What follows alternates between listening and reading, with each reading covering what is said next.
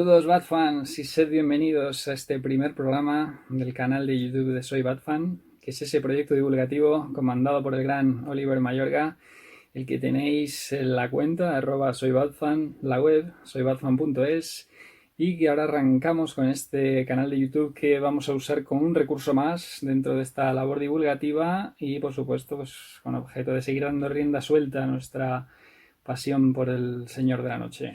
Y lo primero sería enfatizar la prioridad que vamos a dar en este espacio al cómic como el principal medio en el que haya aparecido Batman a lo largo de su historia, que pueden tener cabida otros medios, pero siempre vamos a centrarnos especialmente en el cómic.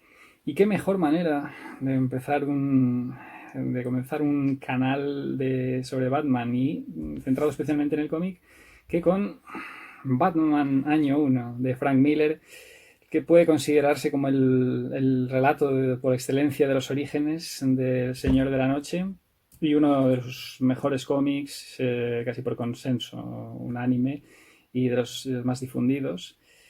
Y claro, como dentro de la vocación de Soy Batman está de dar a conocer obras menos divulgadas entre el público, pues vamos a acompañar esta reseña de Batman Año 1 con la de otro cómic bastante menos conocido, que sería Batman Chamán, y que creemos que puede ser la perfecta pareja de Batman Año 1, ya que se sitúa en su mismo nivel cronológico y continúa en gran medida pues, los parámetros establecidos en Año 1, y además su propia aparición se deriva en gran parte del éxito y la repercusión que tuvo en su momento en Batman Año 1. Así que sin más dilación vamos a comenzar ya con la reseña de este Batman Año 1. Pues vamos a comenzar hablando un poquito del contexto en el que surge la idea para el proyecto de esta Batman Año 1, que no es otro que el de la época dorada que supone para el cómic americano en la segunda mitad de la década de los 80. Es una época en la que vemos surgir muchas de las grandes obras que a día de hoy consideramos como obras maestras y de referencia del cómic americano, del género de superhéroes en particular, como pueden ser Watchmen, por supuesto, de Alan Moore, Dark Knight Returns, de Frank Miller, Daredevil Born Again, también de Miller, la propia Batman Año 1 y tantas otras, ¿no? La broma asesina, V de Vendetta. Pues es una auténtica época de esplendor que va a marcar un antes y un después en el devenir del género y va a suponer un punto de inflexión en la percepción del público general acerca del concepto de los superhéroes. Y bien, nosotros tendremos que retrotraernos al gran evento cósmico que está desarrollando DC Comics para intentar clarificar su continuidad regular y que se va a desarrollar a lo largo de 12 números en los años 1985 y 1986, y no es otro que Crisis en Tierras Infinitas. Es ese gran evento cósmico que intenta establecer una nueva continuidad más accesible para nuevos lectores y proporcionar un enfoque moderno, más contemporáneo, adaptado a los nuevos tiempos en ese momento, y deshacerse del lastre que suponía parte de toda la continuidad acumulada durante casi 50 años de historia, desde el origen de la primera aparición de Superman en 1938. De tal manera que todas las tierras paralelas acumuladas durante todos esos años y todos esos conceptos van a fusionarse en una única tierra que se desarrollará después de la saga, y para la que se necesitará aportar nuevos orígenes a los principales personajes de la compañía. La tarea de buscar la manera de replantear los orígenes de los personajes de DC es encomendada en principio a los guionistas Frank Miller y Steve Gerber. Y en concreto, Frank Miller viene de triunfar absolutamente en 1986 con Dark Knight Returns, de haber revolucionado el género por completo. Y bueno, claro, no es de extrañar que sea uno de los responsables a los que se encomiende tan importante tarea, ¿no? de acercar estos personajes a nuevas generaciones de lectores. Entonces, pues ambos se reúnen y tienen una primera idea inicial, que es la de crear 3 nuevos títulos de cómic en los que se recontarán los orígenes de Batman, Superman y Wonder Woman, y que se iban a llamar, en obvias referencias a estos personajes, Man of Steel, Dark Knight y Amazon.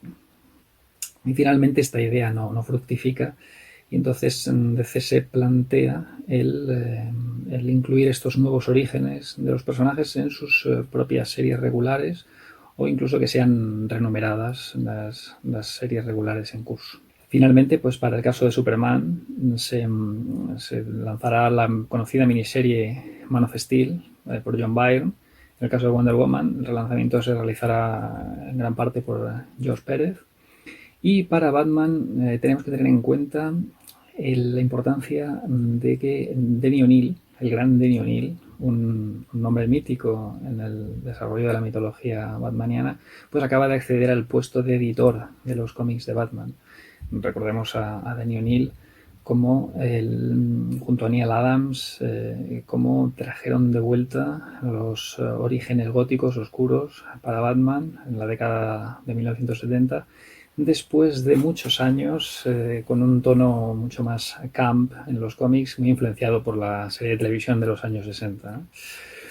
Y entonces, bueno, pues este mítico Denny O'Neil, co-creador además de Ra's al Ghul, pues acaba de acceder a este puesto de editor de los cómics de Batman, como decíamos, y entonces se encuentra con la tarea de abordar el origen el replanteamiento del origen de Batman.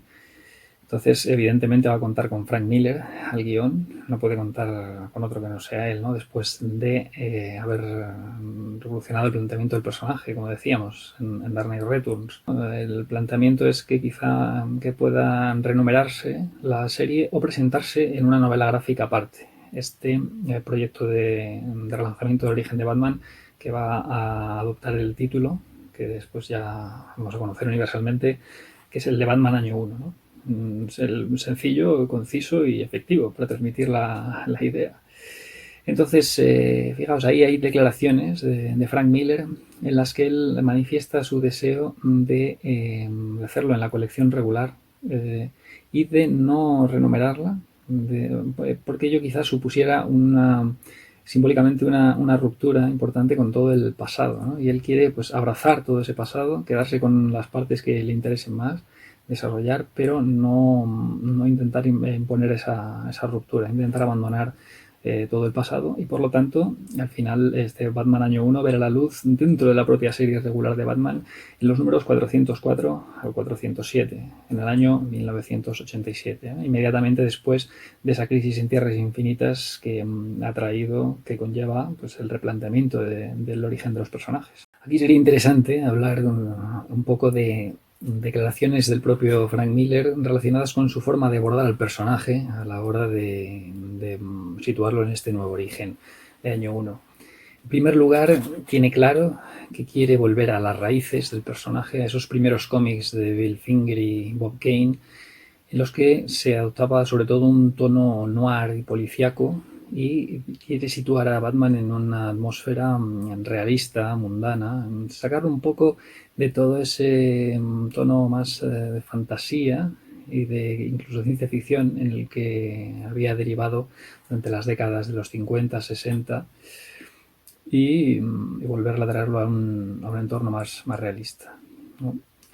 Y luego, en segundo lugar, él hace hincapié en marcar la diferencia en cuanto a la caracterización emocional de este Batman con respecto al de Dark Knight Returns. El de Dark Knight Returns era un Batman mucho más cínico, descreído, que atravesaba por un momento desgastado después de tantos años de evolución, que se ha forzado a volver a la acción. Y en este caso en Año 1 vamos a hablar de un Batman en sus primeros años de actividad, que afronta su misión pues con bastante más optimismo, evidentemente, que el de Dark Knight Returns. Y eso va a ser fundamental a la hora de abordar esta obra y diferenciar el tono con respecto al de Dark Knight. Y también a nivel estético. A nivel estético es muy interesante los parámetros que plantea, y es que él quiere volver al gris y negro, porque él plantea que el azul no le parece adecuado para transmitir la idea que él piensa que Bruce Wayne quisiera para su representación icónica de un murciélago, ¿no? Y quizá dice Frank Miller que el azul pudiera usarse como reflejo del negro en los primeros tiempos, pero que acabó adueñándose del traje, el azul, o sea. Y entonces eso quiere evitar, volver al gris y negro y librarse del óvalo amarillo que rodea el símbolo del murciélago, en los últimos tiempos, ¿no? Y volver al diseño original en el que únicamente teníamos un murciélago en el pecho. Recordemos que el óvalo amarillo no aparece hasta 1964, fijaos. Entonces, aunque el propio Frank Miller tiene una explicación muy interesante a la función de este óvalo amarillo en Dark Knight, pero ahora para este origen de Batman quiere volver a ese primer concepto de Bill Finger y Bob Kane. Aparte que también incluso el propio cinturón no le gusta que sea amarillo, querría que fuera gris, aunque no acaba siendo en el cómic tampoco gris, sino un amarillo pero mucho más pálido, en contraposición al amarillo chillón que puede verse en muchos cómics del personaje, ¿no? Y aparte, introducir elementos realistas en la vestimenta. Él menciona una suela gruesa para las botas, ¿no? Algo que tenga sentido con una visión realista de la misión de Batman, que es lo que él cree que en ese momento necesita el personaje. También es interesante ver cómo lo sitúa en relación a su entorno, porque Frank Miller nombra varias veces como referencia la figura de una especie de Robin Hood moderno, que como figura teatral que surge en una sociedad en la que los estamentos de poder están ocupados por la corrupción, la decadencia, la podredumbre, ¿no? Y es por eso que va a tener tanta relevancia ese elemento documental de la policía corrupta y decadente, que va a ser el principal escollo con el que se encuentre Batman. Y al hilo de esto podemos citar ya la última de las grandes adiciones de Frank Miller a este enfoque, y que lo separa del enfoque general de los cómics de Batman prácticamente a lo largo de toda su historia, que es la gran preponderancia que va a conceder al personaje de James Gordon. De manera que las historias de Batman y Gordon se van a relatar en paralelo, y al final la historia en general de Batman Año 1 es un poco el relato de la forja de esta alianza entre los dos, de Batman y Gordon, para intentar, como se dice en el propio cómic, limpiar una ciudad a la que le gusta estar sucia, ¿no? Y claro, es esta corrupción policial, esta podredumbre de los estamentos de poder, el principal escollo con el que ambos se van a encontrar, y para el que no les va a quedar más remedio que unirse si quieren salir victoriosos de la situación y empezar a tener el control de la ciudad. Y bueno, una vez que ya tenemos todas estas declaraciones e intenciones artísticas sobre la mesa, pues vamos a ver cómo se va a plasmar todo esto en la parte gráfica. Y aquí lo primero que nos va a llamar la atención es que en este caso Frank Miller no va a ejercer como autor completo, como en Dark Knight Returns, sino que va a solicitar la colaboración de un artista gráfico con el que ha triunfado en 1986, absolutamente, con ese mítico Daredevil Born Again, y que no es otro que David Mazzucchelli. David Mazzucchelli, además tenemos declaraciones suyas contando cómo en la época, pues él, al tratar con Miller sobre cómo abordar el aspecto gráfico que iba a tener este Batman Año 1, pues quería marcar distancia con lo hecho por Miller en Dark Knight. Él lo veía como una gran historia épica, enmarcada en un futuro casi apocalíptico, con tintes fantásticos también, y él en este caso tenía claro que quería apegarse más a una visión realista y mundana del universo del Señor de la Noche, de Batman. Y precisamente, claro, eso es lo que Frank Miller necesitaba también para este año 1, teniendo en cuenta esas diferencias tan marcadas con Dark Knight que hemos precisado antes. Y bueno, pues qué decir de la labor de Mazzucchelli en este cómic, arrebatadora, ¿no? Ahí más es un artista pues, con marcadas diferencias con respecto a la mayoría de lo que se estilaba y se estila en el género del cómic de superhéroes, y quizá lo que más le separe de otros artistas tradicionalmente asociados al género sea un especial cuidado por el tema de los entornos y las atmósferas, ¿no? Las perspectivas en la creación de entornos, más allá del excesivo detallismo en la anatomía humana, que muy al contrario, va a tener una economía de líneas, un buen dominio de los claroscuros, con una economía de líneas que permitirá enfatizar la expresividad emocional de los personajes, ¿no? Sobre todo en el tema de los rostros y demás, y pues un aumento de la fluidez narrativa con respecto a lo que estamos acostumbrados actualmente en el cómic de superhéroes. Así que, pues, al recrear esta atmósfera, como decíamos, realista, mundana y también sucia, cruda, descarnada de esta Gotham en decadencia a la que se tienen que enfrentar Batman y Gordon en un primer momento, pues no se podía haber encontrado otro artista que lo hiciera mejor que Mazzucchelli, ¿no? Y no solo Mazzucchelli destaca en la parte artística de este año 1, sino que hay que citar a la colorista Richmond Lewis, que era su mujer en ese momento, Richmond Lewis, y que es una faceta de los cómics, el color que no se suele reseñar tanto, ¿no? Cuando se habla de una obra, pero que en este caso adquiere una importancia bastante notoria al aportar con esos tonos ocres, con esos colores fríos, pues esa atmósfera cruda, opresiva de la que venimos hablando, ¿no? Ese es para dotar de esa sensación de realismo que contrastaba pues con la mayoría de cómics de los que venía apareciendo Batman en los últimos tiempos, con un marcado, en muchos casos un marcado tono fantástico, ¿no? Y colores pues mucho más pop, por así decirlo. Y claro, en este caso Richmond Lewis no era una artista asociada al mundo del cómic, desde luego, sino que por influencia de su pareja, el propio Mazzucchelli, pues hizo sus pinitos dentro de este mundillo, que ya era pues una pintora artística, ¿no? Pero no de vocación en principio hacia el mundo del cómic y que con doble importancia además para estas reseñas que vamos a hacer hoy, porque ella es la que también se encarga del color de Batman Chamán, por lo tanto va a contribuir a unificar las atmósferas de estas dos obras.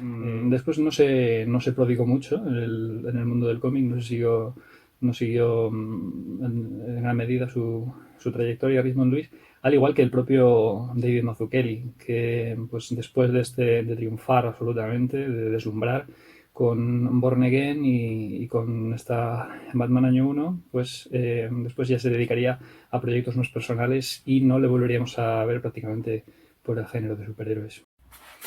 Vamos ahora con un pequeño, brevísimo repaso a la trama de la historia de Batman Año 1 a través de las portadas, de los números en que fue publicada, que, como os comentaba antes, pues atesoro como uno de los componentes que más valoro en mi colección personal de cómics, ¿no? Estos, los 4 números de la serie regular de Batman, 404, 407, como decíamos antes, en los que se publicó por primera vez Batman Año 1.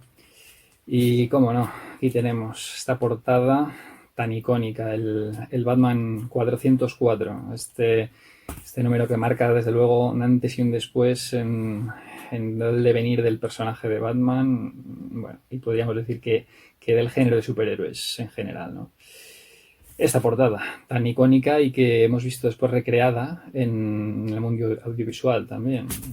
Pueden venir a la cabeza varios ejemplos, ¿no? Pues prácticamente todas las actuaciones cinematográficas que han presentado el flashback de la muerte de los padres de Bruce, de Thomas y Martha, pues se han fijado en esta portada como referencia estética suprema.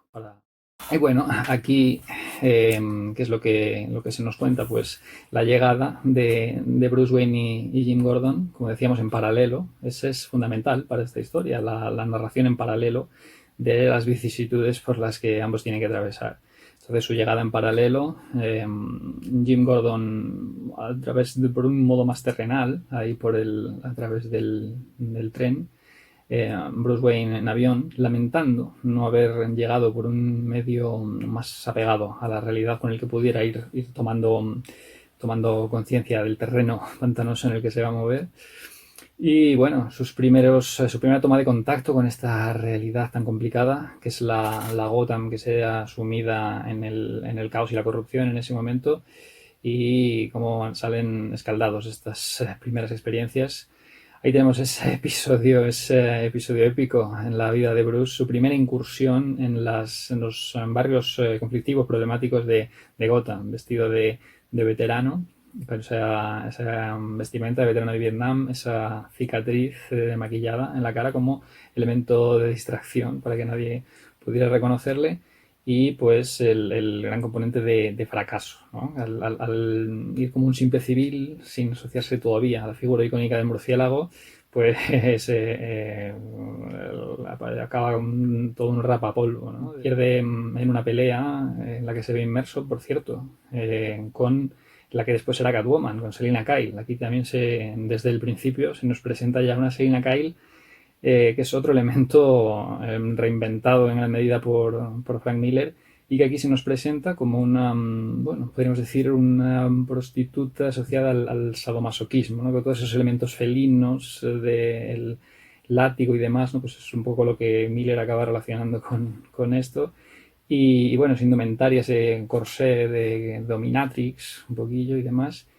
Y bueno, pues ella y su amiga Holly y ella y Selina se enfrentan en un enfrentamiento directo a este Bruce Wayne que se salda con la derrota de Bruce, reciben disparo de un policía que no sabe muy bien lo que está ocurriendo, es detenido, tiene que huir del coche desangrado y bueno, finalmente acaba sentado en un sofá de la mansión Wayne prácticamente pensando en dejarse ir, en acabar en dar por finalizada incluso su propia vida porque ve que finalmente puede ser que no vaya a poder llevar a cabo la misión que tanto ansiaba y que es lo único que podía dar sentido a su vida desde el momento en que murieron sus padres, ¿no? Y ve que es la sensación de fracaso a la que se abandona. Y justo en ese momento, este acontecimiento icónico del murciélago, del animal totémico, el que va a tener que abrazarse, el que va a tener del que va a tener que ser Avatar, el que le va a ayudar a infundir el miedo en el corazón de los criminales. Ahí ve un medio para poder hacer esto, en ese murciélago que se posa en un busto de la figura de su padre, de Thomas Wayne, al que se estaba dirigiendo, ¿no? Al que estaba, pues, con el que se estaba desahogando y lamentando su fracaso. Y es entonces solo en ese momento, cuando puede obtener una razón para vivir, para seguir adelante, continuar con su cruzada, y pronuncia esa famosísima, archiconocida frase que tanto veremos referenciada, ese sí, padre, seré un murciélago. Ahí está. Y hace sonar la campanita típica de entornos pudientes, ¿no? para llamar a mayordomo, a Alfred, y que pueda detener esa hemorragia que le está desangrando y continuar con su misión. Providencial, llegada desde luego de este murciélago.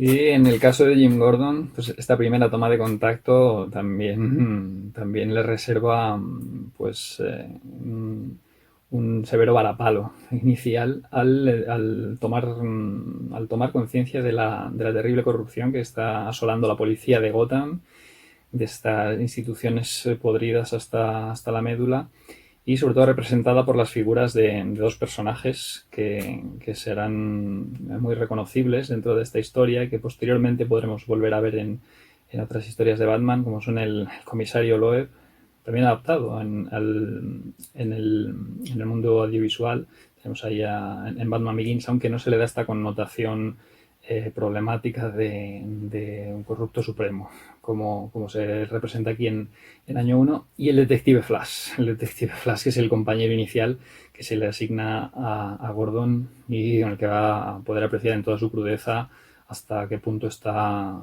corrompida esta policía. Y bueno, claro, lo primero que le reserva todo este entramado es una paliza por parte del resto de policías al percibir que quizá no esté dispuesto a dejarse someter a entrar en todo este entramado. Entonces, pues claro, recibe ahí una paliza cobarde a manos de varios de estos policías corruptos. Pero después, al igual que en Batman, Bruce Wayne consigue sobreponerse a este primer fracaso, en el caso de Bruce Wayne con la figura del murciélago, que es la que da un sentido a su vida, pues Gordon lo hace pues, tramando un plan para devolverle esta agresión al detective Flash y dejar claro que no se va a dejar amedrentar, que va a seguir incorruptible en su modo de actuar. Entonces, es un poco el paralelismo que se traza en este primer capítulo, este histórico primer capítulo de Batman año 1, entre la historia de los dos personajes de Batman y Jim Gordon. Y después de este primer capítulo, por cierto, titulado ¿Quién soy y cómo llego a serlo?, que es una referencia que vais a encontrar muchas veces al hablar de Batman y que va a usarse como guiño, quizá en muchos artículos divulgativos, ¿no? Este famoso título del primer capítulo de Batman año 1. Pues vamos con el segundo capítulo, ubicado en el Batman 405. Titulado ya Se declara la guerra. Aquí ya están las posiciones establecidas de cada uno de Batman y Gordon, ya van a actuar en consecuencia al entorno con el que han entrado en contacto y han tenido sus primeros conflictos, ¿no? Con el que ya han podido ver de qué va la misión que tienen en Gotham. Y fijaos aquí esta maravilla de portada tan icónica, con esa sencillez y elegancia a la vez de la que hablábamos con David Mazzucchelli, esta economía de líneas y este buen juego, esta buena combinación de los claroscuros, ¿no? Para transmitir esta poderosa sensación de iconicidad en la figura del Señor de la Noche, de Batman, como figura que infunde el terror en el corazón de los criminales, ¿no? Esta posición, la pose, la iluminación absolutamente icónica, además con una sencillez y economía de líneas que sorprende, ¿no? Cómo consigue el efecto de tal iconicidad, de sentar, de transmitir lo que significa el personaje, lo que proyecta sobre todo en el corazón de los criminales, como decíamos, en tan sencilla imagen. Tremenda esta portada. Y aquí ya tenemos las primeras actuaciones exitosas, digamos, de Batman y Gordon. Claro, Batman ve lo bien que funciona esa figura icónica que ha asumido, el componente totémico del murciélago que ha adoptado, lo bien que funciona a la hora de enfrentarse a los criminales. Pero aún así, tenemos con esos primeros fallos. Es un Batman falible, como decíamos, que es un aspecto que le interesa mucho a Miller recalcar en esta primera historia del Señor de la Noche, como es natural, ¿no? Que todavía no es el Batman tan seguro de sí mismo, tan infalible, tan poderoso que podemos ver en historias en momentos cronológicos más avanzados. Aquí pues es un Batman hasta cierto punto inseguro y que se recrimina a sí mismo el hecho de depender a veces de la suerte del novato. Dice, no puedo seguir dependiendo de esto. Y bueno, pues en varias actuaciones ya en las que ve le sorprende todo el efecto que provoca la figura del murciélago en unos individuos tan supersticiosos como los criminales, y su entrada triunfal en la cena a la que asistían todos los elementos corruptos de la ciudad, el propio comisario Loeb con el alcalde y demás. Entonces ya su primera toma de contacto con toda esa institucionalidad corrupta de Gotham y su forma de decir que se había acabado la fiesta y que él estaba allí y que ahora se iban a enfrentar a algo en lo que no tenían previsto, desde luego, ¿no? Y pues en Gordon está haciéndose un nombre ya dentro del tema de la institución policial en Gotham, pues con actuaciones absolutamente heroicas, sobre todo el rescate de un niño que permanecía secuestrado a manos de un psicópata y parecía una situación muy difícil de controlar. Y claro, y inevitablemente van a producir los primeros encontronazos entre Batman y la policía y se le encomendará, por supuesto, a la policía, en concreto a Gordon, el encargarse de detener a este justiciero vigilante que está tomando la justicia por su mano y que es un elemento completamente disruptivo en toda la comodidad en la que acostumbraban a operar todos estos elementos policiales corruptos de de Gotham. Es una manera también del comisario de librarse de Gordon y tenerle entretenido persiguiendo lo que creen que pueda ser una leyenda urbana, en principio, ¿no? Y aquí se nos va a introducir a dos personajes clave en la trama y en la futura mitología del Caballero Oscuro, como son, por supuesto, el fiscal del distrito Harvey Dent, que aquí ya le vemos, pues eso, aquí ya vemos cómo está colaborando con Batman, aún todavía escondiéndole de Gordon, bueno, al que va Gordon a inquirir a ver si pudiera tratarse de la identidad civil de Batman, aunque él mismo ya no está muy convencido, no le cuadra demasiado. Y el otro elemento importante que introduce Miller para acentuar la humanidad de la personalidad de Gordon, esta personalidad falible. Si representa la falibilidad de Batman con estos fallos que comete al principio y por los cuales se recrimina a sí mismo, pues la falibilidad de Gordon se representará a través de pues, sus escarceos con una compañera de trabajo, Sarah Essen, que va a ser muy importante en el futuro de la mitología batmaniana, pero que aquí pues representa un dilema moral serio para Gordon, que ve cómo puede estar traicionando la confianza de su mujer embarazada en este momento, ¿no? Y se empiezan a dar en este capítulo los primeros escarceos con Sarah Essen. Y esto pues redunda en la tridimensionalidad de los personajes. No son pues individuos con una moral totalmente impoluta, con una conducta intachable, sino que pues, tienen su falibilidad y son humanos como todos, y pues incurren en conductas que después le dan lugar a remordimientos. Y vamos ahora con la tercera parte, Amanecer Oscuro, ubicada ahora en el Batman 406. Aquí quizá no hablamos de una portada tan icónica como las dos que hemos mostrado antes. Representa más bien un momento de la trama, más que una imagen pretendidamente icónica de la mitología del personaje.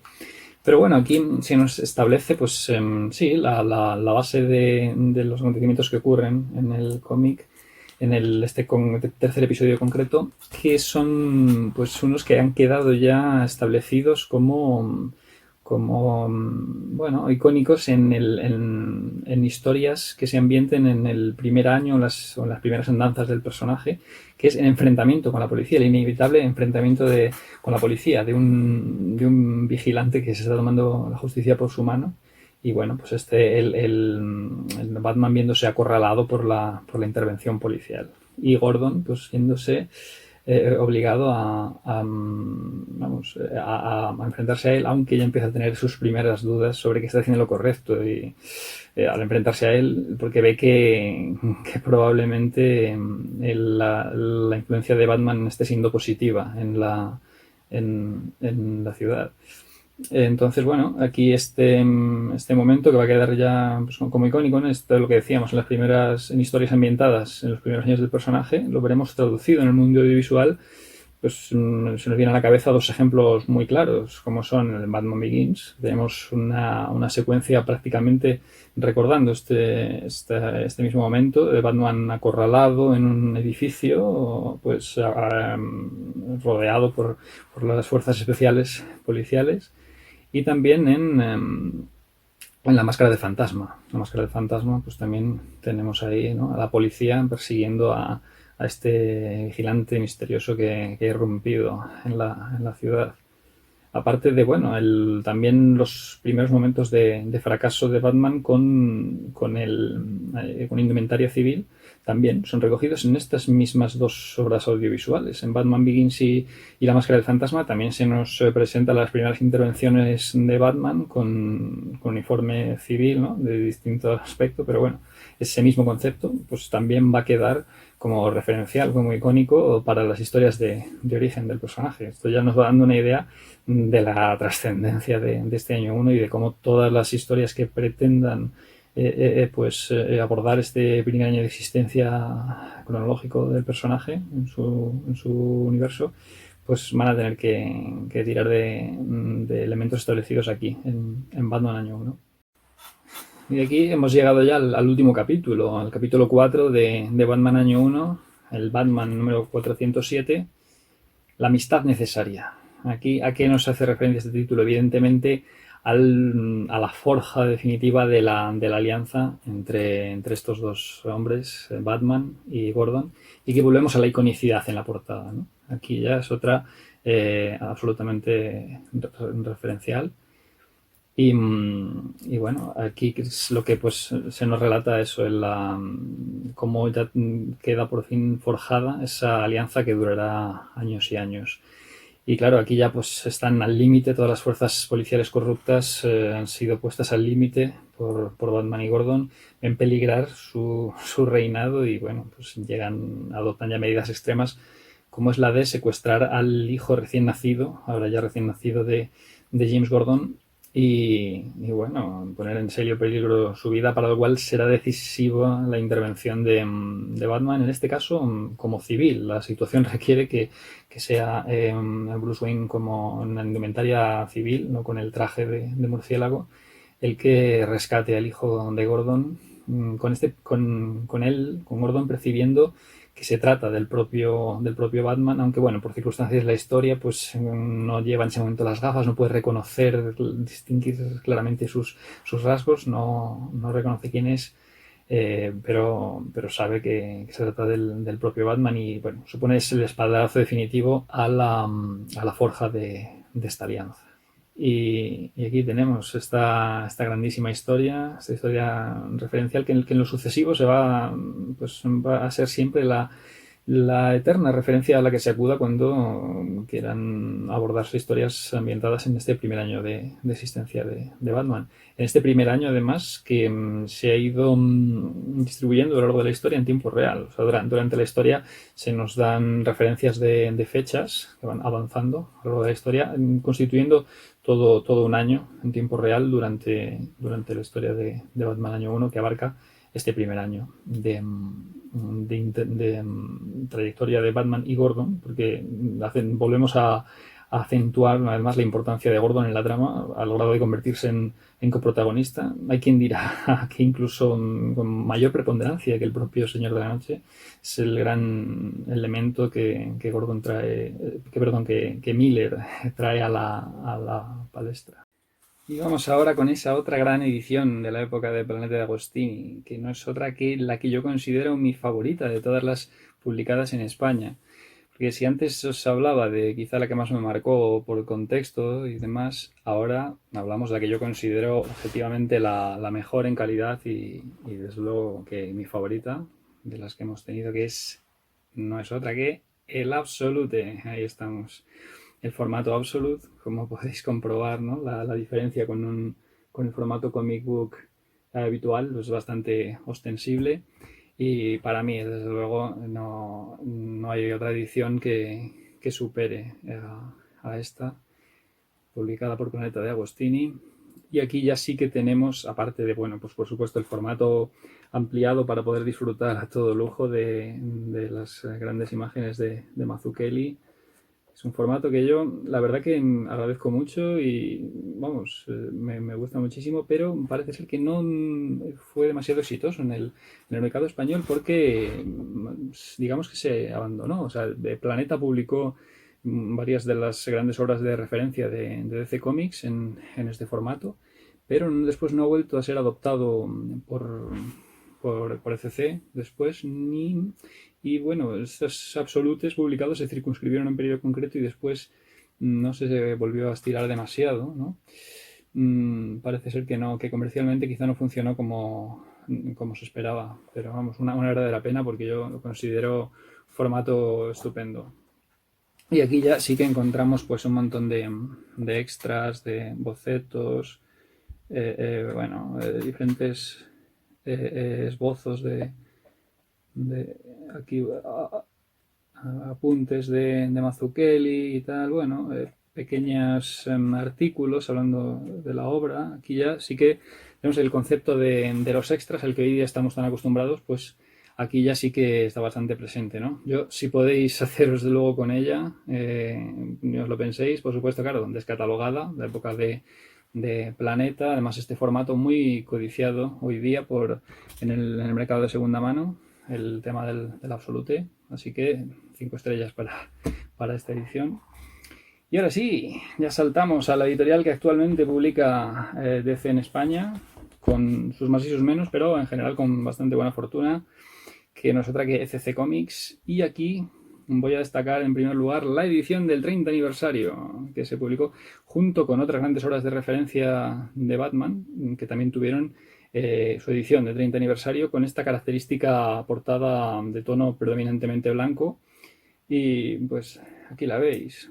Contiene también extras, son muy algunos similares a los que ofrece el Absolute, pero bueno, en un poco menor cantidad. Y, y eso es. Aquí está esta es, pues eso, como dice en la contraportada, la edición del 30 aniversario. Y bueno, entre medio podríamos citar un tipo de ediciones que a mí no me gusta demasiado y por eso no la tengo, que es las denominadas Deluxe Edition, que son las que incluyen una sobrecubierta de plástico que contiene una parte del dibujo de portada para que se acople con el dibujo impreso ya en el cartón, ¿no? Es un efecto que no me gusta demasiado, aparte de la sobrecubierta de plástico transparente, no me gusta demasiado y por lo tanto no lo tengo, pero sí que hay gente a la que le gusta mucho este formato. También es ligeramente más grande que el comic book habitual y bueno, pues puede ser atractivo para mucha gente, así que mencionarlo. Y llegamos ya a la última edición que hemos tenido de año 1 en España, dentro de la línea Black Label. Ahí está esta línea Black Label con las páginas con el reborde negro. Esta línea de cómics de DC en la que publica pues muchas de sus grandes obras de referencia y también obras nuevas que van dirigidas o bien van dirigidas a un público distinto al lector habitual de cómics, más adulto, por decirlo de alguna manera en algunos casos, o en obras que van fuera de continuidad, obras experimentales para dar cabida a nuevos autores que no quieran ceñirse a la continuidad regular. Y bueno, pues entre estos muchos propósitos de la línea Black Label, pues está también la de recopilar de nuevo, porque claro, fijaos qué número de ediciones ya, y estamos hablando solo de ediciones en España, pues fijaos en el mundo anglosajón, ¿no? O sea, pero bueno, bastante elegante. Aquí tenemos además, incluyendo abajo, en sombreada, la portada del Batman 404, o sea, la portada del primer capítulo de Batman Año 1, arriba, esta fantástica silueta tan icónica del Señor de la Noche, rozada por Mazzucchelli, una edición genial, es la que más vais a poder encontrar, supongo, porque es la última que ha salido en catálogo todavía, si no me equivoco, y bueno, pues desde luego no es una mala compra en ningún caso, así que pues también puede ser una buena opción. También incluye, por supuesto, extras finales. Y nada, para concluir el repaso, pues os voy a enseñar también una edición americana. Tengo por aquí. Bueno, tampoco es que tenga nada especial, incluye este mismo, ya hemos comentado, esta silueta tan icónica. Tiene la particularidad de tener una sobrecubierta parcial, así como veis, bueno, pues estas curiosidades, ¿no? Ya coleccionistas y tal. Tiene el título aquí, cortado, el Batman por la mitad, bueno, pues ahí está. Y nada, pues los extras que acostumbramos, bocetos y demás, en este caso equivaldrían a los que incluye el Absolute. Y ese ha sido pues, el pequeño repaso por las ediciones. Escoged la que más os guste, pero ya sabéis, si tenéis la oportunidad de haceros con el Absolute, yo creo que es la que mejor puede quedar en vuestra colección. Pero un momentito, porque no podemos concluir este repaso por las ediciones sin que os enseñe un pequeño tesorito de mi colección. Y no es otro que el número 407 de las portadas, las grapas originales americanas que os he enseñado antes. Pues aquí tengo un pequeño aliciente, un pequeño gran aliciente, que es este, bueno, tiene certificado de autenticidad de la firma de David Mazzucchelli en Midtown Comics, que es una librería americana. Y bueno, pues tiene la pequeña rúbrica de Mazzucchelli aquí en la primera. en la primera página del cómic. Aquí al lado de este anuncio de galletas. Ya sabéis que los cómics, las grapas americanas son así, incluyen publicidad de cualquier cosa. O sea, bueno, pues ha llegado ya el momento de Chamán. Chamán, esa otra gran obra dentro de la trayectoria del Señor de la Noche, mucho menos difundida entre el público general y que queremos dar a conocer a todos aquellos que todavía no hayáis tenido la suerte de entrar en contacto con ella, y qué mejor que hacerlo en compañía de Batman Año 1, porque puede considerarse su perfecta compañera, tanto a nivel cronológico de continuidad como a nivel conceptual y de tono, recuperando ese concepto del Batman primigenio con un tono mucho más optimista y enérgico a la hora de afrontar su misión. Aparte de ese concepto de vulnerabilidad de Batman en sus primeros años de actuación, que quiso introducir Frank Miller en Año 1 y que aquí se vuelve a ver bastante retratado. Al contrario, pues que en momentos más avanzados de la cronología, en que, bueno, pues ya vemos ese Batman omnipotente, pues haya acostumbrado a aventuras cósmicas con la Liga de la Justicia, ¿no? Aquí nos vemos un Batman más a pie de calle y pues con una actuación que es mucho más vulnerable en su forma de actuar.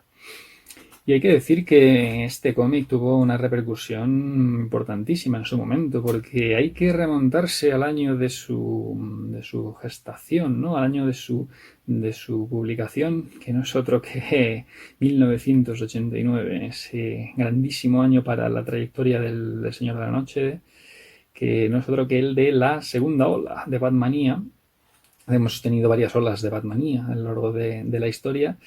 La primera, pues asociada a la serie de los 60, y la segunda aquí en relación con esa majestuosa película de Tim Burton, Batman de 1989, que inundó el mundo con la imagen del murciélago completamente, ¿no? Yo me atrevería a decir que se trata sin duda de la gran ola de Batmanía, de entre todas las que podamos citar, porque quizá, aunque la primera, mucha gente la destaque precisamente por tratarse de la primera, pero allí quizá no estaba tan desarrollado el concepto de mercadotecnia para conseguir colocar la imagen de Batman por todas partes, ¿no? Y hacer llegar al personaje pues, a rincones inimaginables. O sea, está en boca de todos.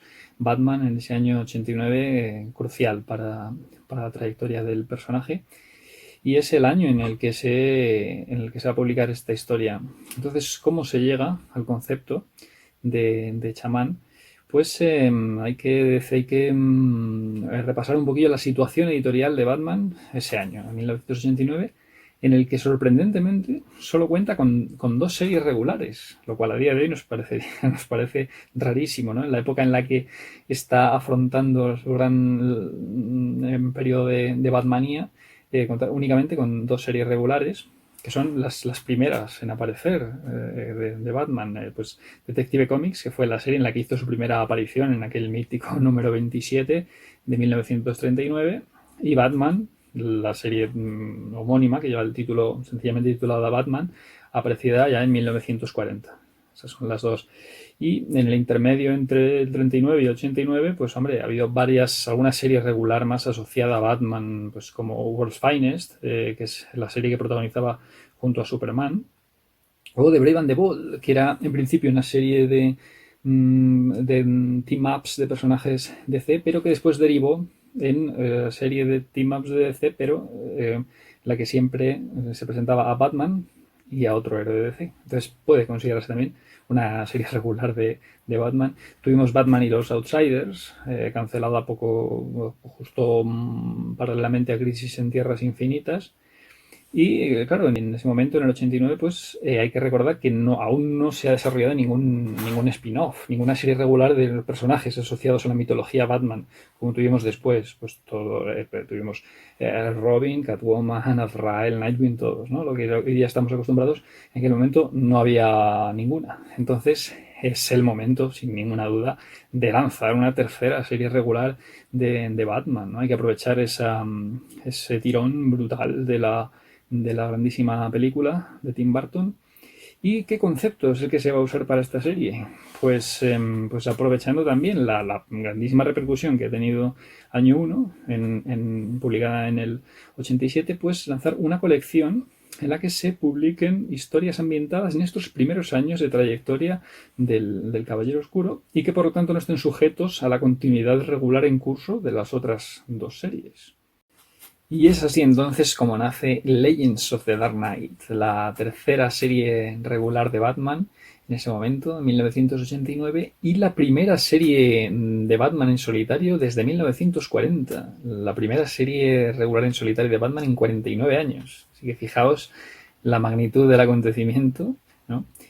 Y en este caso, pues ya tenemos una tercera serie regular de Batman en solitario que va a ser inaugurada por Chamán. Chamán va a ser la primera historia de esta nueva serie regular que abarque sus 5 primeros números. ¿Y por qué decimos primera historia? Pues porque el concepto de esta serie regular va a ser el de incluir distintos arcos argumentales independientes, ambientados principalmente en este primer año de actividad de Batman, o en sus primeros años de actividad, y realizados por autores de primer nivel dentro del cómic americano que quieran contar una historia de Batman sin tener que ceñirse a la continuidad regular de los cómics, ¿no? Y bueno, en un primer momento las historias se van a circunscribir a una duración de 5 números, así será con los primeros 4 arcos argumentales, y después pues ya será variable el número de episodios que tenga cada historia, cada arco argumental. De manera que la tarea de encargarse de este primer arco de la nueva serie regular puede suponer una responsabilidad muy importante para los autores que vayan a encargarse de ello. Y hay que buscar a unos que estén a la altura de tal cometido. Y en cuanto a guión, ¿quién mejor? Desde luego, ¿quién mejor que el propio Denny O'Neil, que era el editor de los títulos de Batman en ese momento, el que regía sus destinos en esta nueva continuidad unificada, recién inaugurada desde Crisis en Tierras Infinitas en el año 87, con el año 1 de la que acabamos de hablar. Y claro, y artífice de gran parte de la mitología moderna batmaniana, co-creador de Ra's al Ghul, ni más ni menos, y uno de los autores que volvió a llevar a Batman a sus raíces góticas y oscuras en la década de los 70. Denny O'Neil, o sea, ¿quién mejor para traernos una historia pues, enmarcada en este primer año de trayectoria de Batman? Tan asociada a Año 1, lo cual puede suponer otro escollo importante para el autor que se encargue, porque pues inevitablemente va a ser sometida a comparación con Año 1 y va a tener el listón altísimo, ¿no? Y en cambio, pues Denny O'Neil, después de todo lo que ha supuesto para la trayectoria de Batman, desde luego no va a arrugarse ante este cometido. Y para la parte gráfica, ¿qué vamos a tener en la parte gráfica? En este caso, pues teníamos una por decirlo así, joven promesa, aunque quizá no fuera tan joven en ese momento, del cómic americano, que era Ed Hannigan, que en ese momento, en el 89, pues acababa de triunfar con la serie regular de Green Arrow, una nueva versión de Green Arrow ya después de Crisis en Tierras Infinitas, una versión modernizada del personaje que estaba pegando fuerte en ese momento. Se le eligió para este proyecto, además con un estilo que podía ser compatible un poquillo con el de Mazzucchelli, en cuanto a un trazo, que podía no desentonar demasiado con el de Mazzucchelli. Hombre, aquí pues yo voy a considerar que no está claro. El listón de Mazzucchelli es demasiado alto, ¿no? Pero bueno, Beth Hannigan podía estar perfectamente, pues no desmerecía para nada, ¿no? La referencia de Mazzucchelli. Y ese otro elemento que mencionamos antes en Año 1 y que va a unificar la atmósfera gráfica de las dos obras, que no es otro que la colorista Richmond Lewis. Richmond Lewis, decíamos, en ese momento en pareja sentimental de David Mazzucchelli y a la que él convenció para trabajar en el mundo del cómic y pues en las obras por las que más se le recuerda son estas dos, que su labor contribuyó a unificar, por lo menos en cuanto al aspecto gráfico, desde luego. Ahora vamos a hablar de la trama, del concepto general de la historia y de lo que aporta a la mitología batmaniana, y más en concreto a ese primer año de actividades del Señor de la Noche en el que se ambienta, y esa vocación de complemento del año 1 de Frank Miller. Entonces, aquí la principal intención de Denny O'Neil es la de aportar elementos místicos y sobrenaturales, trascendentes, al origen de Batman. Porque claro, si en año 1 no habíamos visto un origen completamente apegado al realismo, un tono policíaco, noir, urbano, aquí Denny O'Neil va a intentar, pues eso, aportar un componente místico a la figura del murciélago y relacionarla, pues fijaos, con los mitos de los nativos americanos, ¿sí? Y enfatizar el componente totémico de la figura del murciélago. Entonces, ¿cómo puede asociar esto a Batman? Aquí tenemos que remontarnos al principio de la historia, al principio de este primer número de Chamán, en el que ocurren muchas cosas muy interesantes. Tenemos muchos elementos curiosos para reseñar. Y es que, bueno, todo empieza con situado unas semanas o meses antes del año 1 de Frank Miller, con Batman en una de sus misiones de preparación, en este caso en Alaska, en unas condiciones meteorológicas adversas, en un entorno hostil, persiguiendo a un delincuente local, y de manera que al final, tiene unas circunstancias adversas en las que se ve sometido a una experiencia casi al borde de la muerte, tras lo cual tiene un encuentro con un chamán de una tribu local de Alaska, que le somete a un ritual de sanación en el que está muy presente la figura del murciélago. Relata una historia ancestral de esa tribu, de esas historias que pasan de generación en generación, esos mitos en los que está muy presente el murciélago. De manera que establecer que la figura del murciélago ya estaba presente antes de que se lo encontrara atravesando el cristal en esa famosa escena de año 1 que recreaba ya pues otras escenas clásicas, ¿no? Entonces, el establecer el componente del murciélago, además, un elemento, como un elemento místico, ya que se sugiere que en la sanación, en la recuperación de Bruce, tras esta experiencia cercana a la muerte, haya intervenido este potencial místico de la historia, ¿no? El propio Bruce intenta dar una explicación científica, no pone mucha atención en el tema del ritual chamánico al que se le ha sometido, pero la historia deja entrever que él pueda haber tenido algo que ver. Y por supuesto, en ese ritual de sanación, el anciano de la tribu, que lo dirigía, llevaba puesta la máscara chamaníaca del murciélago, a la que se referencia aquí en la portada del primer número, ¿no? Pues una vez concluida esa secuencia en Alaska, pasamos ya a la parte que entronca directamente con año 1. Pone referencias directas de año 1.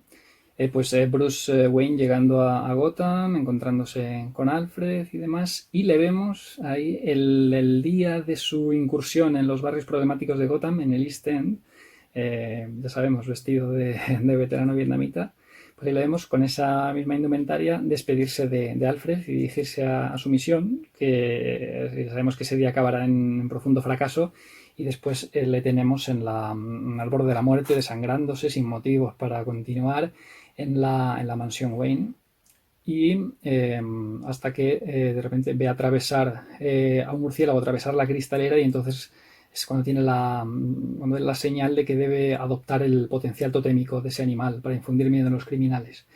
Pues en este caso, claro, aquí en Chamán se establece que en ese momento en el que va a atravesar el murciélago, ve flashes de la imagen de la máscara chamaníaca del murciélago. Y entonces, cuando ya hace sonar la campanilla y Alfred acude a ayudarle, que eso, claro, no lo vemos en año 1, no vemos a Alfred acudiendo, Aquí en Chamán, cuando Alfred acude, lo que Bruce le dice es que por favor le cuente una historia. ¿Y qué historia? La que el anciano de la tribu le contó en ese ritual de sanación. Claro, entonces, una manera muy original y muy acertada de vincular los elementos místicos al origen realista narrado en Año 1. Y aquí, además, en esta escena tan icónica de Bruce Wayne al borde de la muerte, antes de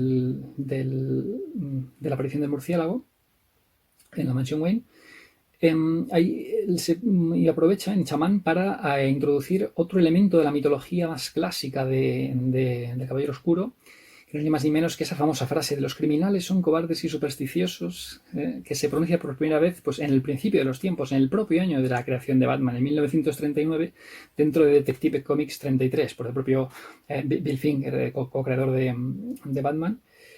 Y claro que no aparecía en Año 1, pero que aquí, en el momento en que llega Bruce Wayne a la mansión, deshace las maletas y demás, y entonces saca varios libros, entre los cuales está el Tratado sobre la mente criminal, cuyo autor es Sir Maxwell Floppy, que es un autor ficticio dentro de la historia.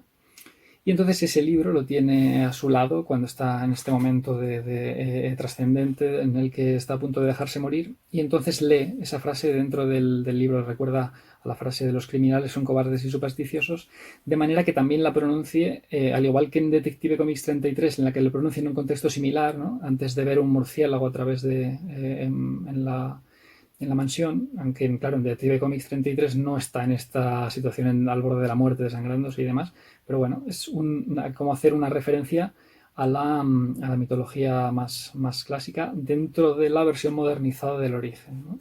Otro elemento muy interesante que aporta aquí Denny O'Neil. Y más elementos interesantes dentro de esta vocación de complementar a Año 1 son, por ejemplo, el de la versión ampliada del momento en que se pone el traje por primera vez. Aquí lo tenemos pues a lo largo de varias viñetas, ¿no? Colocándose elementos del traje que en Año 1 no veíamos. En Año 1 pues veíamos directamente aparecer la figura del murciélago ya en un momento dado. Y bueno, y versiones ampliadas también de sus primeras interacciones con los elementos criminales de los bajos fondos y del miedo que consigue proyectar ahora sí con usando la figura del murciélago y ya con el traje y la diferencia con respecto a sus actuaciones, a su actuación primera con un uniforme civil, ¿no?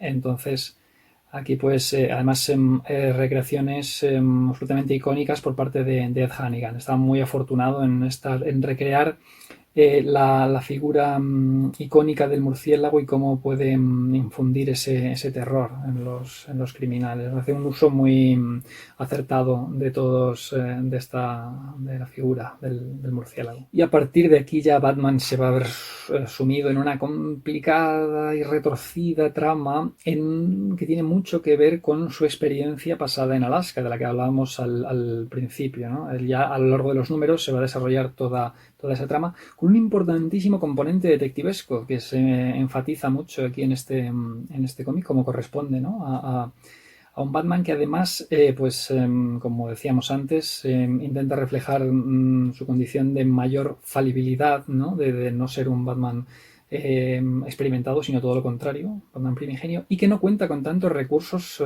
tecnológicos y de todo tipo como estamos acostumbrados a verle en historias ambientadas en momentos de la cronología más avanzados, ¿no? Aquí es curioso ver cómo pues, tiene que aguzar el ingenio y usar elementos mucho más mundanos, como su capacidad para el disfraz, que en varios momentos de la historia pues, se disfraza de individuos corrientes, ¿no? Para obtener datos de su investigación o para para poder entrar en contacto directo con Gordon en un momento dado. O sea, esa habilidad de Batman para el disfraz que en historias modernas pues es un poquillo más dejada de lado, ¿no?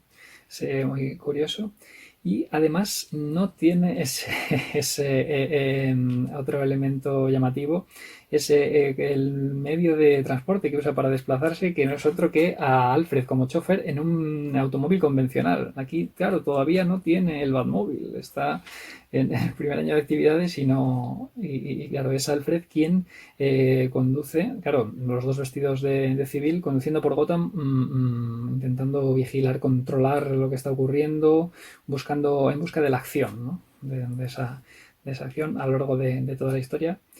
Y bueno, pues en esta compleja trama de conspiraciones, de traiciones entre varios individuos, todo en general relacionado con su experiencia en Alaska, y además volviendo a usar esos elementos referenciales de los nativos americanos, los disfraces, los avatares que usaban los chamanes para recrear figuras animalescas y míticas, por parte de alguno del criminal, del delincuente principal al que se enfrenta Batman y tal. Esos siguen explotando ese tipo de elementos que forman parte de los nativos americanos.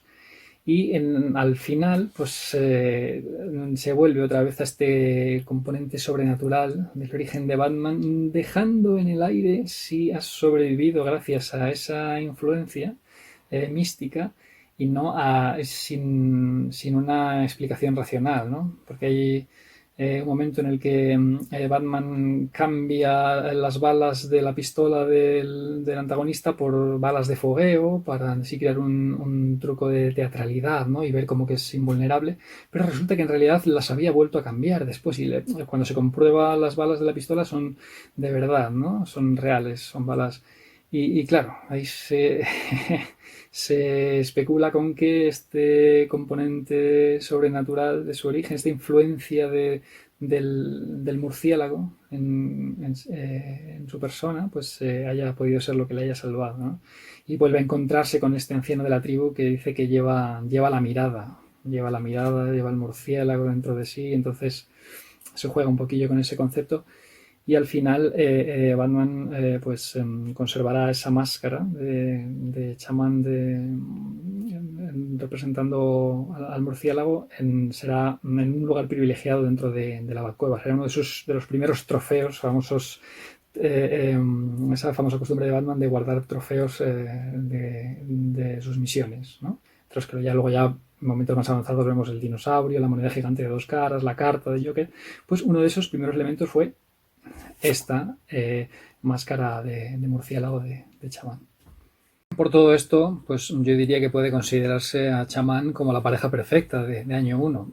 Y pareja que no complemento, porque es una historia con suficiente entidad para funcionar por sí misma, pero que no esconde esa vocación de integrarse en la tradición establecida por el año 1 de Frank Miller. Por una parte, como hemos comentado, se integra perfectamente con ella desde el punto de vista cronológico, engarzan perfectamente de forma cronológica. Pues continúa ese concepto del Batman falible, del Batman con limitaciones técnicas, del Batman en un entorno más mundano y haciendo gala sobre todo de sus talentos detectivescos ante la falta de otros recursos. Eso es algo que se enfatiza bastante. Y a la vez pues complementa ese origen tan realista establecido en año 1 con esos elementos místicos y sobrenaturales que tanto hemos mencionado, que constituyen el principal aporte de esta historia a la mitología Batman. Sobre todo remarcar eso, la importancia que quiere conceder Denny O'Neil al componente totémico de la figura del murciélago, totémico, icónico, místico. Claro, siempre es la palabra mística, es de gran relevancia cuando hablamos de Denny O'Neil, como no podía ser de otra manera, en el co-creador de personajes como Ra's al Ghul o Azrael. O sea, es siempre muy interesado por esa vertiente, por aplicar esa vertiente a la mitología batmaniana. Por eso yo diría que puede resultar especialmente interesante para aquellos que hayáis disfrutado muchísimo con año 1, pero que no supierais de la existencia de Chamán o de su íntima relación con Año 1, o que si tuvierais cierto conocimiento de ello, pero que aún no os hubierais animado a dar el paso, pues desde aquí esperamos haber puesto nuestro pequeño granito de arena para dar a conocer esta obra mucho menos difundida y con menos trascendencia que Año 1, claro, dentro de la trayectoria editorial batmaniana, pero que os animamos desde luego a disfrutar. Y vamos ahora con el coleccionismo de ediciones dentro de Chamán, que es una obra de la que también he podido topar con distintas ediciones a lo largo de estos años como fan de Batman. Y aquí tengo el número 1 de la colección Legends of the Dark Knight. A su vez, claro, número 1 de la saga Chamán. Vamos a sacarlo de su funda porque tiene la particularidad de esta sobrecubierta tan sencilla, ¿no? Con el logo de Legends of Dark Knight, sobrecubierta sobre la portada principal, que es la que hemos estado viendo antes en su versión castellana, esa portada con la figura, con la máscara chamaníaca de murciélago. Bueno, aquí ya se empezaba a atisbar esa fiebre coleccionista que arrasó en el mundo del cómic en la década de los 90, que era el de la multitud de portadas variantes de números significativos, ¿no? Y de añadir recursos gráficos pues que llamaran la atención, como por ejemplo portadas en relieve, el uso de tintas metalizadas, brillantes. Hoy día pues ya estamos muy acostumbrados a numerosas portadas variantes, no tanto a estos recursos de portadas en relieve o pinturas brillantes, pero bueno, hoy día pues ya hemos visto de todo, pero en ese momento era algo realmente novedoso, ¿no? Y entonces, de forma un poco rudimentaria, en este caso, porque se trata de simples, había 4 variantes que consistían en simplemente 4 cubiertas, sobrecubiertas, que cambiaban únicamente en el color del reborde. O sea, tenemos esta misma sobrecubierta en versión rosada, naranja, amarilla y azul, que es esta la que tengo yo. No tengo el resto de colores porque desde un punto de vista actual pues tampoco considero tan atractivo, ¿no? El asunto de la sobrecubierta de distintos colores, que en ese momento sí era algo que llamaba la atención de los coleccionistas y que pues se decidió aprovechar dada la semejante ocasión, ¿no? De una nueva serie de Batman. Que ahora, claro, hoy es algo a lo que estamos acostumbrados. Cada poco tenemos nuevas series regulares relacionadas con Batman y con muchos otros personajes, pero en aquel momento, claro, la primera serie regular de Batman en solitario en 49 años. Todo un acontecimiento que merecía pues, este tipo de recursos sencillitos de momento, pero que daban una idea de lo que estaba por venir. Y el número 2, la máscara se va abriendo y revela la máscara ya de Batman, del Señor de la Noche. Pues bueno, esta es la versión española, aquí de ediciones 5. Y tendríamos, bueno, en este caso ya la diferencia va a ser muy poca, ¿no? Aquí ya pues prácticamente igual. Lo que pasa que en España se tituló Leyendas de Batman, para dejar bien claro. Ahí todavía no estaba tan establecido de Caballero Oscuro o Señores de la Noche, entonces bueno, se decidió por el Leyendas de Batman y aquí en inglés Legends of Dark Knight. Aquí ya son muy parecidas. Cuando se resquebraja Batman, parece Bruce Wayne, el número 3. Número 4, ahora claro, si se resquebraja Bruce Wayne, bueno, aquí aparece directamente una calavera que nos hace una referencia a la vulnerabilidad, al lado más humano, a lo más íntimo de la personalidad del Señor de la Noche. La calavera. Y ya solo nos queda la calavera. Y esa calavera explota, impactante esta portada del último número ya de la saga, del arco argumental de Chamán, con la calavera explotando y revelando la figura icónica de Batman, del Caballero Oscuro, del Señor de la Noche, detrás de... Fijaos en el anuncio promocional que viene en los cómics de la edición española, ediciones 5, cuando se anunciaba esta saga, y se tenía la frase promocional de bajo las máscaras, el alma del Señor de la Noche, ¿no? Es un poquillo la idea que quiere transmitir esta sucesión de portadas, un poquillo el estilo de las matrioscas rusas, ¿no? De una capa va revelando la siguiente, hasta el final que es el alma del Señor de la Noche. A ver, aquí para que no se refleje, que en las fundas sería demasiado reflejo. Aquí está, ¿no? Que es la que, bueno, la que se usó en la siguiente edición ya, en la primera edición en tomo que tendríamos en España, que sería ya pasaron muchos años desde la edición de 5 y nos situamos en la época en la que Planeta de Agostini publica DC Comics, y entonces ahí pues muy acertadamente, en mi opinión, decidió rescatar la colección de leyendas del Legends of the Dark Knight, una vez más nombrándola como Leyendas de Batman. Y entonces le dedicó una colección de tomitos en la que cada tomito pues incluía una saga completa de Legends of the Dark Knight. En este caso, por supuesto, el primer número pues dedicado, como no, a Chamán, y se eligió pues esta icónica portada del número 5, esta calavera estallando y revelando la auténtica alma de Batman.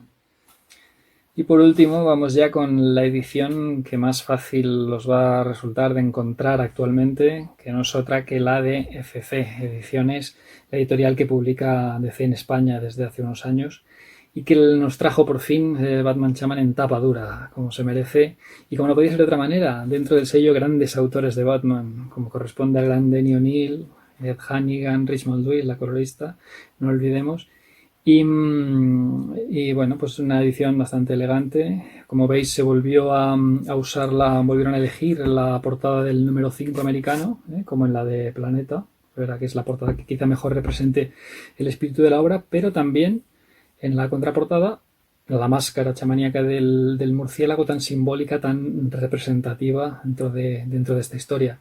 Y bueno, pues aquí son elementos típicos en este sello editorial de grandes autores de CC, y que bueno, consiste en poner imágenes de pequeño tamaño del contenido interior de la obra, y aquí se aprovecha mucho, muy acertadamente, ¿no? Pues para los elementos icónicos relacionados con el propio chamán, con los elementos simbólicos del murciélago, ¿no? Aquí veis al anciano de la tribu, aquí parte de la máscara chamaníaca, la propia máscara de Batman, más referencias a la máscara chamaníaca, y es haciendo énfasis en los elementos clave de la obra. Así que esta es la que más accesible os va a resultar, y que, si no me equivoco, pues sigue en catálogo ahora mismo. Pues Batfans, nada más por el momento. Esperamos que os haya resultado interesante, que hayáis pasado un rato divertido. Y lo que nos interesa ahora, sobre todo, después de este primer programa, es saber en qué podemos mejorar para futuras entregas. Pero nos interesa sobre todo las críticas y esos aspectos que pensáis que pueden hacerse mejor. Y también sugerencias sobre futuras temáticas que os interese ver tratadas aquí en el canal, o obras concretas de cómic de Batman, o otras temáticas también de otros medios. Y de momento, sin nada más, me despido y espero veros pronto, muy pronto, en futuros programas del canal de Soy Batfan. Así que hasta pronto, Batfans.